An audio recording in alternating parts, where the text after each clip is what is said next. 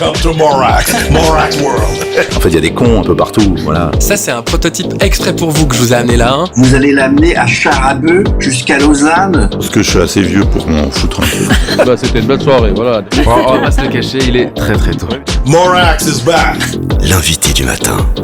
Et mon invité de ce matin est à la tête du théâtre de Vevey depuis 11 ans maintenant. Elle a rejoint Le Reflet après une riche expérience à la tête du théâtre de l'Échandol à Yverdon. Sa diversité de parcours lui confère un regard exigeant sur les arts vivants, en particulier sur la scène émergente théâtrale en Suisse romande. C'est une directrice passionnée. Elle soutient les artistes suisses et œuvre à l'ouverture du théâtre à un large public. Aujourd'hui, le théâtre Le Reflet a 155 ans, oui, et il est devenu un pôle culturel régional très fréquenté. Sa saison artistique met en avant des œuvres du répertoire classique et contemporain, offrant une variété de styles artistiques et cherchant à démocratiser l'accès aux arts de la scène, notamment en incluant la jeunesse et en élargissant son influence au-delà de ses murs. Je reçois ce matin sur le plateau et je suis très content d'accueillir Brigitte Romanence-Deville. Bonjour. Bonjour. Comment allez-vous ? Je vais très bien, je vous remercie. J'ai essayé de résumer comme je pouvais 2-3 informations que j'ai réussi à recueillir avant de vous accueillir sur ce plateau. J'espère que ce que j'ai dit vous convient. Tout bien. Peut-être que l'émergence théâtrale est un tout petit peu moins ce sur lequel je travaille, tout simplement parce que Le Reflet, ce théâtre de Vevey qui a 155 ans, a 712 places. Oui. Donc c'est vrai qu'on est plutôt dans des artistes qui ont déjà une certaine assise et déjà, je dirais, une certaine expertise pour tout à coup évoluer sur cette grande scène et dans cette grande salle. Une grande salle qui a un rôle très important pour sa région, hein, ça c'est important aussi. Hein. C'est une salle qui a 155 ans, qui est finalement plus vieille que les salles qu'on peut avoir à Lausanne ou Genève. C'est vrai que c'est un théâtre qui a été construit juste avant le théâtre municipal de Lausanne. On va dire que c'est un des grands théâtres institutionnels qui est le plus ancien après le théâtre de la Chaux-de-Fonds. C'est vrai que sur la Riviera, on a toute une multitude de théâtres et on est très complémentaires. Et sur l'Arc Lémanique, je dirais qu'on est une des grandes salles théâtre d'accueil, puisque nous coproduisons des spectacles, mais on n'est pas une maison de création. On n'a pas les moyens de créer. On accueille des compagnies indépendantes vaudoises pour la plupart. On travaille avec elles sur le montage financier. On les invite à travailler chez nous en résidence. Et ce qui fait notre spécificité sur l'Arc Lémanique, c'est qu'on travaille vraiment sur le théâtre. Ouais. On a 3/4 de notre programmation qui sont des pièces de théâtre, du plus contemporain au plus classique. Alors plus contemporain, j'exagère un tout petit peu. On n'est pas dans l'avant-garde d'autres théâtres de l'Arc Lémanique, mais on aime bien avoir cette grande diversité aussi, parce que l'idée, c'est quand même d'offrir la plus grande diversité possible au public. Bah oui, et c'est tellement important. Et vous me le disiez hors antenne, c'est que le public est présent et à l'affût de tout ce qui se passe maintenant. Peut-être même un petit peu plus qu'il y a peut-être 2 ans en arrière, où le Covid a un petit peu ralenti, on va dire, l'envie de sortir, l'envie d'aller voir des choses, la curiosité aussi, par peur peut-être. Ça, c'est des bon augure. Alors c'est vrai que ça a été carrément arrêté, ça vous vous souvenez. Et le retour dans les salles a été compliqué. D'abord parce qu'il y avait toute une série de mesures effectivement qui limitaient en fait l'accès au théâtre et aux salles en particulier. Et je dirais que depuis le mois de janvier, enfin, on sent que tout à coup, les choses se sont détendues. Alors oui, il y a encore quelques virus qui traînent, mais là, on a ouvert la billetterie début juin, au moment où on a présenté la nouvelle saison. Et puis, on vend très régulièrement des billets. On vend entre 400 et 600 billets par semaine. Donc, c'est un super rythme. Et voilà, demain, nous avons notre premier spectacle qui ouvre la saison. Et on a un week-end où les 4 représentations sont complètes. Bon, on va en parler justement tout à l'heure. Est-ce que les gens ont changé ? L'état d'esprit des gens a changé ? Est-ce que cette période a fait que les choses ont changé finalement ? Est-ce que vous avez remarqué quelque chose ? Moi, ce que j'ai remarqué essentiellement, c'est que l'anticipation est plus compliquée et il y a moins d'abonnés. Les gens se décident un peu à la dernière minute. Après, Moi, je trouve que le retour dans les salles était assez réjouissant. Les gens étaient heureux de revenir. Les enfants, on a fait beaucoup de scolaires aussi. Dans les... il y a eu une demande beaucoup plus importante des scolaires. Et sur le visage des enfants, on voyait en fait cette joie en fait de pouvoir se retrouver et de pouvoir vivre une expérience commune. Et de manière générale, je crois que c'est vraiment ce que j'ai repéré dans le public, avec peut-être l'envie de choses un peu plus légères, on va dire. Et puis, on va quand même pas trop venir au théâtre pour à nouveau avoir des mauvaises nouvelles ou autres. Oui, c'est ça. Il faut se divertir, C'est ça. il faut se changer les idées et il faut aller au théâtre. Alors, on parlait de théâtre, mais il n'y a pas que ça. Hein. Il y a de la musique, il y a de la danse, il y a du cirque, il y a même du cinéma. Un petit peu. Hein. Du Avec cinéma. le vif. Pardon ? Avec le vif, oui. Ah oui, d'accord. Oula, mon Dieu.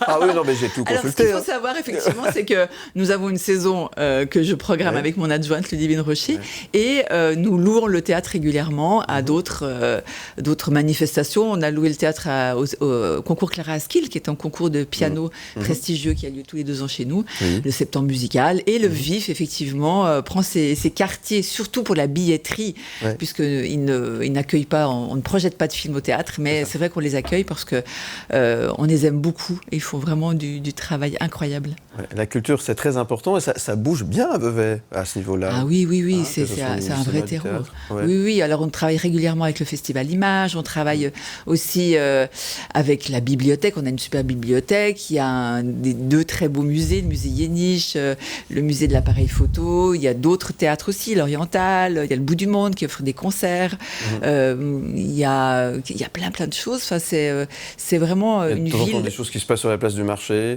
Aussi, oui. Je ne sais pas à quoi vous faites allusion. Non, je dis ça comme ça. Mais c'est une moyenne ville, petite ville même, je ne sais pas comment dire, en tout cas avec un grand bassin de population et une ouverture comme ça sur l'art lémanique qui est assez... qui nous rend très attractifs, on va dire. Alors, vous l'avez dit, ça commence demain, hein, cette nouvelle saison. Alors, absolument. Ça commence avec quoi ? Je vous laisse nous expliquer comment commence cette saison au Reflet. Ça commence avec un spectacle de danse qui est une chorégraphie de Yasmine Morand, qui est veuvezane, qui a créé la compagnie Prototype Status. Et donc, ils ont travaillé chez nous, on leur a offert une résidence cet été. Et ce spectacle est un spectacle jeune public. Il donc s'adresse aux enfants et à leur famille à partir de 5 ans. C'est une version pour le jeune public d'un spectacle qui s'appelle Mire, qui avait été créé en 2019, je crois bien. Oui. C'est bon, si nos dires sont bons. Les danseurs vont évoluer sur le sol, dans un dispositif hexagonal. Le public est installé à l'extérieur de ce dispositif, couché sur le sol, et va découvrir le spectacle dans un miroir qui est placé au-dessus des artistes. Donc c'est une expérience très singulière, on va dire.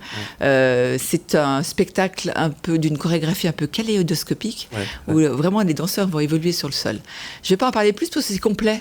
Oui, alors, ça pourrait nous donner envie de venir, mais du coup c'est complet. Donc voilà, mais ça commence ce week-end, demain et dimanche pour les représentations. Mais allez si c'est complet, il y aura le voir à l'usine à gaz, parce que je sais qu'il reste des places à Nyon la semaine prochaine, puisqu'il y a aussi une tournée à Nuitoni, à Fribourg, et puis au Théâtre de Vidy.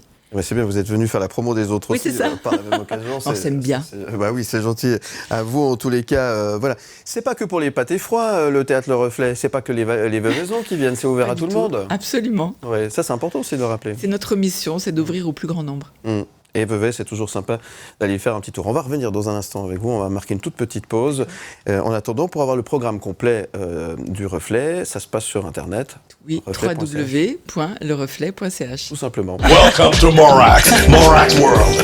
L'invité du matin. Mon invité ce matin, Brigitte Romanon-Zdeville, merci d'être avec nous. On est au théâtre Le Reflet à Vevey pour parler de la saison 23-24 qui démarre ce week-end. Bon, c'est complet, mais on en a quand même parlé, c'est très très bien. Un petit focus sur les... Alors vous allez me dire, c'est la question la plus difficile parce que c'est que des coups de cœur. Oui, mais j'en ai un quand même. J'en ai un très gros. C'est le week-end prochain, c'est le samedi 7 et le dimanche 8 octobre. Electre des bas-fonds. Le titre peut faire peur, mais je vous assure que c'est une magnifique fresque grandiose de 2h30. On ne s'ennuie pas un seul instant. C'est Simon Abkarian qui met en scène. C'est un comédien, metteur en scène, cinéaste, acteur de cinéma, qui a beaucoup travaillé avec Robert Guédiguian, qui a créé ce spectacle en 2019. Il a réécrit Electre avec un focus sur les femmes. Il donne la parole aux femmes. Il y a 22 artistes sur scène, pour dire. Ah ouais. Un groupe de rock, punk rock. Donc c'est un peu contemporain, on va dire. Hein. Ouais, c'est pas bien. l'Électre, la tragédie grecque d'il y a très longtemps. Il y a des danseurs et des danseuses, il y a des comédiens et des comédiennes. Quand je dis que c'est mon coup de cœur résolument de ce début de saison, c'est que c'est très rare pour nous d'avoir des spectacles aussi grandioses, et c'est un spectacle total, de prendre autant de risques, de le faire venir 2 représentations, parce que ce genre de spectacle, je veux dire, c'est 2 jours de montage, avec une grosse scénographie, avec un gros décor, etc. Donc on peut pas les faire jouer une seule fois. Et en Suisse romande, c'est assez rare d'avoir des spectacles comme celui-ci dans nos grandes salles. Donc j'encourage vraiment le public à venir découvrir, parce que c'est une expérience probablement qui ne vivront pas dans ces prochaines années, je dirais même, qu'on découvre cette parole forte de la tragédie. C'est toujours très compliqué, hein, les tragédies grecques, hein, on ne sait plus trop il y a des gens qui se font tuer, il y a des gens qui se détestent, il y a beaucoup d'amour, il y a énormément de choses, mais en fait c'est vraiment une autre manière de découvrir le monde. Enfin, venez voir ce Electre des Bas-Fonds les 7 et 8 octobre. Electre des Bas-Fonds, 7-8 octobre, c'est noté. Et là, du coup, il reste des places, donc dépêchez-vous, parce que ça va très très vite et ça fonctionne très très bien. Et vous en parlez tellement bien que là, maintenant, on a juste envie d'aller réserver ses places directement sur lereflet.ch. Tant mieux. Hein, c'est ça un peu l'idée. Venez. Très brièvement, j'ai sorti quelques petits highlights comme ça, parce qu'il y en a énormément. On ne va pas pouvoir parcourir le programme complet. Ah bon dommage. Mais ça veut dire qu'il faudra revenir nous trouver. 2 mots sur David Costello-Lopez, que vous allez recevoir au mois de janvier prochain. Vous me parlez que des spectacles qui sont complets. Ah, c'est complet celui-là? C'est déjà complet. Alors, Mais c'est formidable. David Choisissez. Castello-Lopez, c'est formidable. Il a créé ce spectacle à Boulimie chez nos amis Frédéric Rocosio et Marion Houriet. Oui. Et c'est un spectacle qui a une grande adhésion du public, parce qu'il est très visible aussi sur les réseaux sociaux. Enfin, c'est très drôle. Il nous parle de la Suisse comme jamais.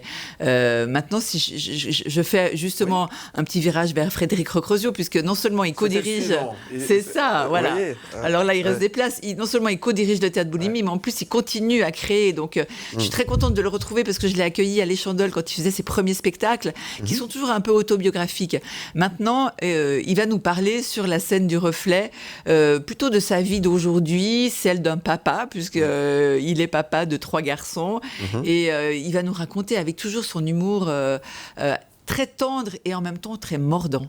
Ouais. Donc moi j'aime beaucoup ce garçon, on va dire comme ça, parce que ça reste quand même un grand gamin. Ouais. Et on est très content de l'accueillir chez lui, puisqu'il habite à Vevey maintenant. Voilà, effectivement. Donc Frédéric Recrosio, là il reste des places. Oui, il reste des places. Ah, voilà, très bien. Non, mais j'ai peur maintenant. Alors, je n'ose plus vous parler d'Edouard Baird, parce que j'imagine que c'est... Il reste des places aussi, Edouard Baird. Non, mais c'est génial. Edouard Baird a fait le Journal de Paris, que j'ai découvert à Paris.